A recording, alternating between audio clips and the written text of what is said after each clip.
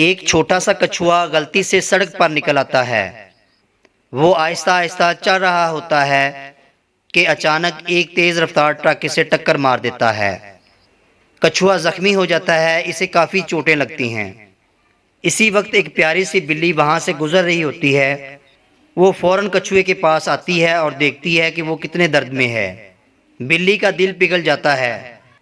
वो कछुए के मरहम पट्टी करती है, फिर इसे अपने मुंह से उठाकर आहिस्ता आहिस्ता समंदर के किनारे ले जाती है। बिल्ली कछुए को पानी में छोड़ देती है।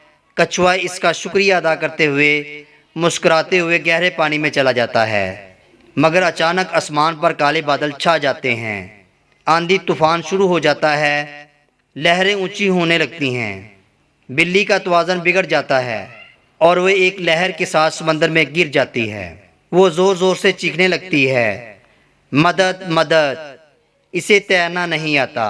कछुआ जो अभी थोड़ी देर पहले समंदर में गया था, इसकी आवाज़ सुनता है। वो फौरन वापस आता है और अपनी पीठ पर बिल्ली को चढ़ा लेता है। बिल्ली बच जाती है और बहुत खुश होती है।